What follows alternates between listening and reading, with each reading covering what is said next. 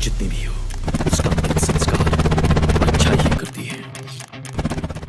Yashraj films का promotional फंडा भी जस्ट लुकिंग लाइक अ वाव हो गया है, क्योंकि अभी तक ऐसी खबरें थी कि वॉर 2 में जूनियर एनटीआर और ऋतिक रोशन एक दूसरे से भिड़ते दिखेंगे, यानी ऋतिक रोशन हीरो और जूनियर एनटीआर विलन। लेकिन लेटेस्ट अपडेट ने फैंस थ्योरी का मोए मोए कर नैरेटिव ही बदल दिया है। नई अपडेट कहती है कि फिल्म वॉर 2 में जूनियर एनटीआर का रोल एक इंडियन एजेंट का होगा। अच्छा, एकदम से वक्त बदल दिए, जज्बात बदल दी, जिंदगी बदल दी। अब सवाल ये उठता है कि ऋतिक और एनटीआर एक ही टीम में होंगे या फिर दोनों में से कोई एक बागी निकलेगा। ये तो आने वाला वक्त ही बताएगा। लेकिन ये भी बात सामने आ रही है कि सलमान खान उर्फ टाइगर, ऋतिक रोशन उर्फ कबीर और शाहरुख खान उर्फ पठान की तरह ही अब यशराज फिल्म्स स्पाई यूनिवर्स में जूनियर एनटीआर भी एक इंडियन स्पाई होंगे। एनटीआर का कैरेक्टर अभी तक की बाकी स्पाई फिल्मों से काफी अलग होगा। आदित्य चोपड़ा और अयान मुखर्जी काफी एक्साइटेड हैं ऋतिक रोशन और एनटीआर की बॉन्ड को दिखाने के लिए। मेकर्स का ये भी प्लान है कि वॉर 2 से ऑडियंस का तगड़ा सरप्राइज दिया जाएगा। हर कैरेक्टर के कई शेड्स फिल्म में देखने को मिलेंगे। आदित्य ने एनटीआर के कैरेक्टर के लिए आगे की स्पाई फिल्मों का भी प्लान किया है। इससे हकीकत में इंडियन सिनेमा की एक पैन इंडिया फिल्म फ्रेंचाइज बनाने का प्लान है। एनटीआर का किरदार सिर्फ वॉर 2 तक ही लिमिटेड नहीं होने वाला है, बल्कि उस कैरेक्टर पर स्पिन ऑफ फिल्म भी बनेगी। इसके अलावा उनका कैरेक्टर स्पाई यूनिवर्स की अन्य फिल्मों में कैमियो भी करेगा। ये एक काफी लंबी डील है। कोशिश यही है कि एनटीआर को हिंदी फिल्मों में बेस्ट तरीके से पेश किया जाए, क्योंकि RRR जैसी ग्लोबल हिट देने के बाद अगर अब भी बॉलीवुड में जूनियर एनटीआर के टैलेंट से इंसाफ नहीं हुआ तो बॉलीवुड में किसी भी साउथ एक्टर की एंट्री पर बाद में सोचा जाएगा। इसे ऐसा लग रहा है कि ऋतिक वॉर 2 में नेगेटिव शेड वाला रोल भी प्ले कर सकते हैं। टाइगर 3 के पोस्ट क्रेडिट सीन में ऋतिक को जिस अंदाज में दिखाया जा रहा है उसे देखकर भी ऐसा लग रहा है। ऐसे में एनटीआर फिल्म के हीरो हो सकते हैं और ऋतिक का किरदार विलन जैसा हो सकता है। 7 मार्च से ऋतिक वॉर 2 के लिए अपने हिस्से में शूटिंग करने जाएंगे। वैसे तो फिल्म का शूट करीब 4 महीने पहले, दैट इज अक्टूबर 2023 में ही शुरू हो गया था, मगर ऋतिक उसका पार्ट नहीं थे।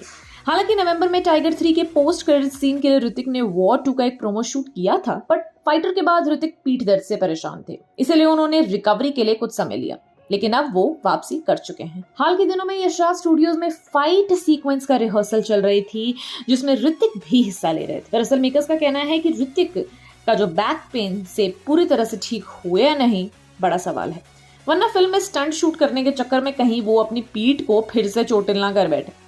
हालांकि फिलहाल सब ठीक है, ऋतिक पूरी तरह से रिकवर हो चुके हैं और वे लगातार रिहर्सल कर रहे हैं। ये रिहर्सल वॉर 2 में ऋतिक के किरदार के इंट्रोडक्शन सीन के लिए है, जिसमें ऋतिक तलवारबाजी करते हुए नजर आएंगे। सीन के बैकड्रॉप में जापान का शायोलिन टेम्पल होगा। हर सीन में वॉर में एक वीडियो वायरल हो रही है जिसमें टाइगर भी उनके साथ हैं, लेकिन वॉर 2 में वो नहीं है। ये क्लिप बज क्रिएट करने का एक तरीका हो सकता है। वॉर 2 के डायरेक्टर अयान मुखर्जी हैं, जिनका जापानी कल्चर और ड्रैगन के प्रति झुकाव रहा है।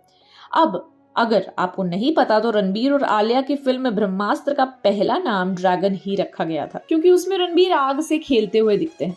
अब फिर से वॉर 2 में जापान का बैकड्रॉप ले लिया है, इसलिए शायद वॉर 2 में ऋतिक का इंट्रोडक्शन करने के लिए उन्होंने वो बैकड्रॉप और सीन चुना है। इस फाइट सीक्वेंस के लिए कोरिया के एक फाइटर को बुलाया गया था, जिससे ऋतिक लड़ेंगे। वॉर 2 की सिनेमेटोग्राफी के लिए जिम्मेदारी ऑस्ट्रेलिया के बेन जेफर को दी गई है, जो कई हॉलीवुड और बॉलीवुड फिल्मों जैसे Alfred J Hemlock, bang bang, the black balloon, somersault, the bank, Saturn's return, one night the moon, Azadi, puncture, the quiet spot जैसी ना जाने कितनी फिल्मों में सिनेमेटोग्राफी की है।